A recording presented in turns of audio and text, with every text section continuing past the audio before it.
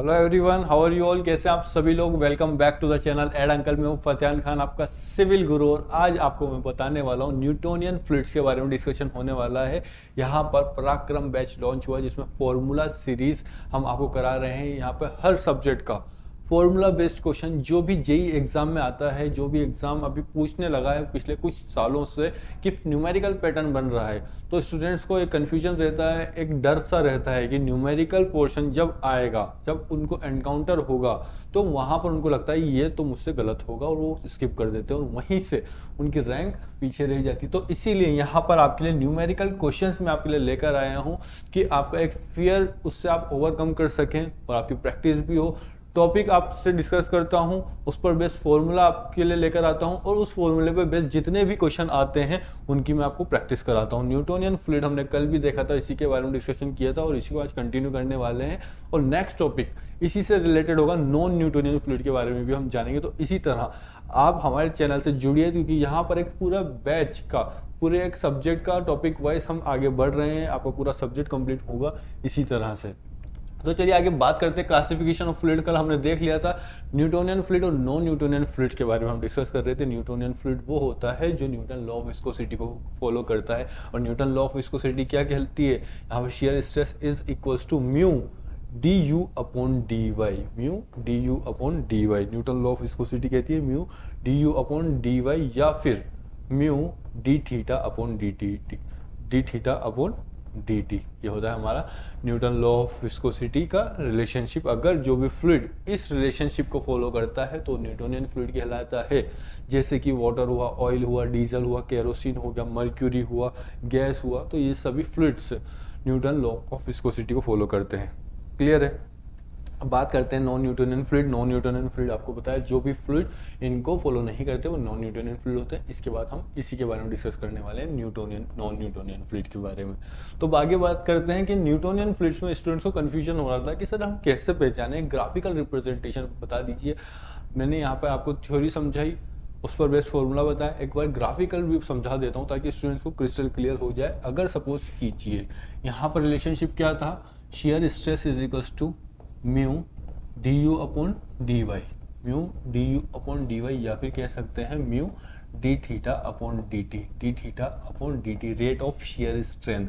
D theta upon D t क्या होता है, रेट ऑफ शियर स्ट्रेन, और म्यू क्या होता है, coefficient of viscosity, coefficient of viscosity. और अगर d you upon D Y की हम बात करें, D you upon D Y की अगर हम बात करें तो D you upon D Y कहलाता है velocity gradient, velocity gradient, velocity gradient, velocity gradient. और D theta upon D T कहलाता है रेट ऑफ शियर स्ट्रेन।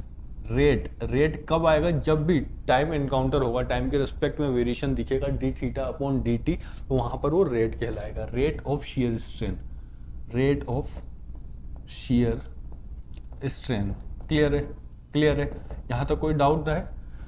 बढ़ते आगे, तो यहाँ पर हम बात करते हैं अगर इसको ग्राफिकल रिप्रेजेंटेशन किया जाए, इसका ग्राफिकल रिप्रेजेंटेशन किया जाए, वाई एक्सिस पे अगर मैं शियर स्ट्रेस लगाता हूँ और एक्स एक्सिस पे रेट ऑफ शियर स्ट्रेन या फिर velocity gradient d you upon D y, d you upon D y, या फिर यहाँ पर मैं लगा सकता हूँ d theta upon D t के रिस्पेक्ट में वेरिएशन देख सकता हूँ कि अगर इसका वेरिएशन लीनियर हो, अगर इसका वेरिएशन लीनियर हो, इसका वेरिएशन कैसा हो, लीनियर, तो वो फ्लूइड जिस पे जैसे जैसे शियर स्ट्रेस बढ़ रहा है, जैसे जैसे शियर स्ट्रेस बढ़ रहा है वैसे वैसे डिफॉर्मेशन हो रहा है, जैसे जैसे शियर स्ट्रेस बढ़ रहा है वैसे डिफॉर्मेशन हो रहा है। और अगर वो लीनियरली वेरी हो रहा है थ्रू आउट, यहाँ पर भी एंगल क्या है, थीटा, यहाँ पर एंगल क्या है, थीटा, एंगल किसी भी पॉइंट पर चेंज नहीं होगा, तो ऐसा फ्लूइड कहलाएगा न्यूटोनियन फ्लूइड, ऐसा फ्लूइड कहलाएगा न्यूटोनियन फ्लूइड,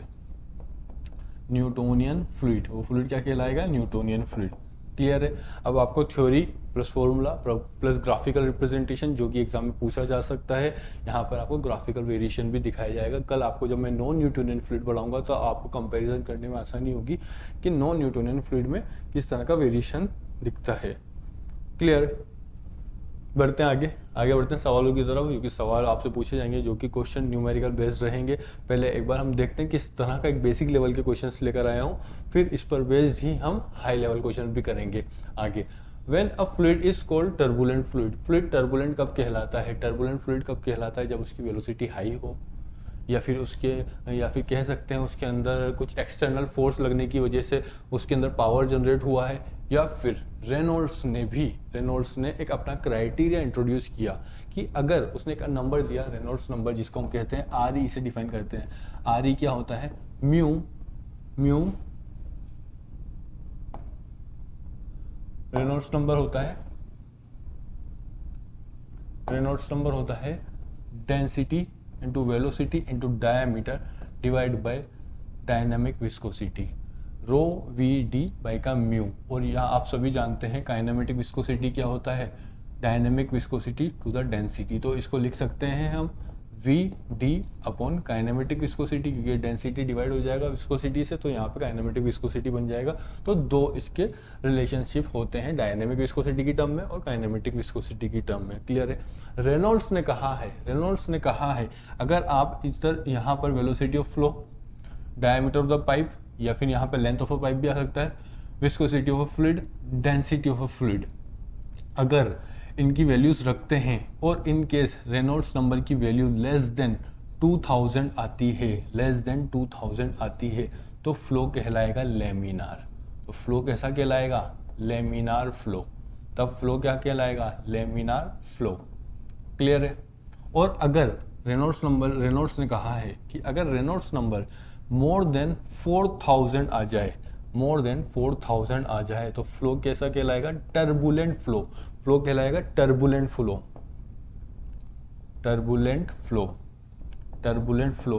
अब आप पूछेंगे कि सर अगर 2000 और 4000 के बीच में आ जाए, अगर रेनॉल्ड्स नंबर की वैल्यू 2000 और 4000 के बीच में आ जाए तो उस फ्लो को क्या कहेंगे? तो रेनॉल्ड्स ने उसका भी क्राइटेरिया दिया है।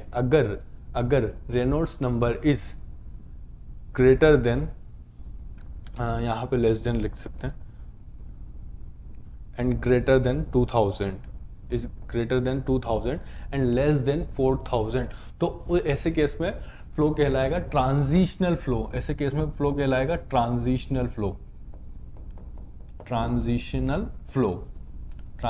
फ्लो। क्लियर है? अगर रेनॉल्ड्स नंबर की value between in the range of 4000 से 2000 के बीच में रहे तो ऐसे केस में फ्लो कहलाएगा ट्रांजिशनल फ्लो। अब इस पर बेस्ड न्यूमेरिकल देखते हैं। इस पर बेस्ड किस टाइप के क्वेश्चन बनेंगे हमसे? When a fluid is called turbulent, जब Reynolds number is greater than 4000, option B is correct. Clear है?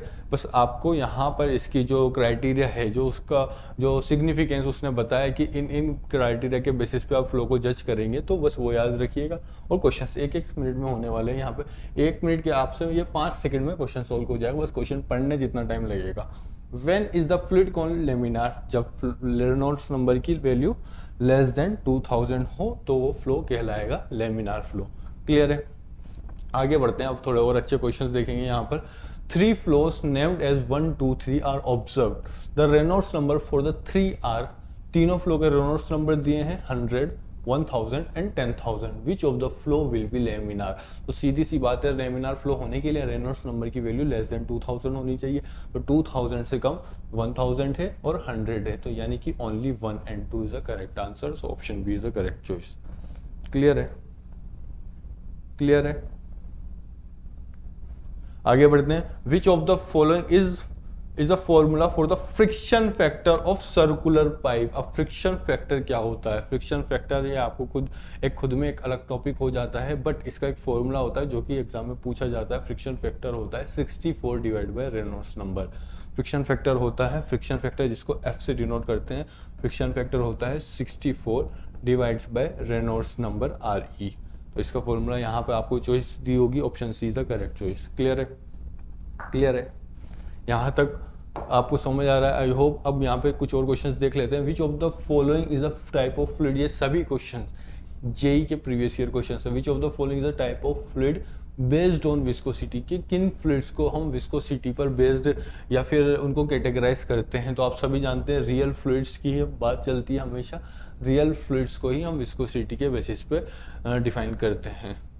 और आइडल फ्लूइड जो होता है उसके अंदर तो विस्कोसिटी होती ही नहीं है। विस्कोसिटी क्या होती है उसकी? Viscosity is zero for ideal fluid. Which of the following equation must be satisfied when dealing with the fluid flow problems? कौन सी इक्वेशन इनमें से चारों में से? Newton's third law, law of conservation of momentum, continuity equation, Newton's second law, इन चारों equations में से कौन सी इक्वेशन सेटिस्फाई करनी चाहिए to deal with the problems of fluid mechanics और फ्लो? तो यहाँ पर आप देख सकते हैं फ्लो जब भी होगा, सपोज कीजिए पाइप फ्लो है, यहाँ पर ये पाइप फ्लो है, पाइप फ्लो हो रहा है, यहाँ पर left to right direction of flow है। क्लियर है? ये पाइप है, इसमें left to right direction of flow है। अगर यहाँ पर जितना डिस्चार्ज होगा, सपोज कीजिए Q1 डिस्चार्ज क्या होता है? Volume per unit time. Discharge क्या होता है? Volume per unit time. अगर सपोज कीजिए Q1 डिस्चार्ज इनलेट हुआ, Q1 डिस्चार्ज आया है अगर इनलेट माउथ से, तो आउटलेट कितना डिस्चार्ज जाएगा?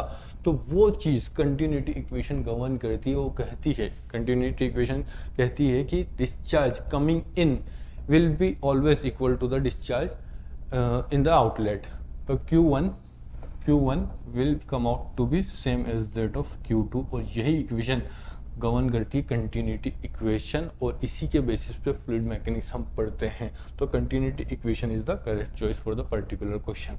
आई होप आपको समझ आ रहा है। यहाँ पर इस तरह के क्वेश्चंस आपको समझ आता है कि किस तरह के क्वेश्चंस पूछे जाएंगे। कॉन्सेप्ट मैंने आपको बताया, उस पर बेस फॉर्मूले बताए, उस पर बेस कुछ न्यूमेरिकल टर्म्स भी बताई कि अगर आपको वो कॉन्सेप्ट आ चुका है, फॉर्मूले पे किस टाइप के क्वेश्चन आएंगे आपको यहाँ तक समझ आ रहा होगा। अब कल हम पढ़ने वाले नॉन न्यूटोनियन फ्लूइड के बारे में डिस्कशन होगा।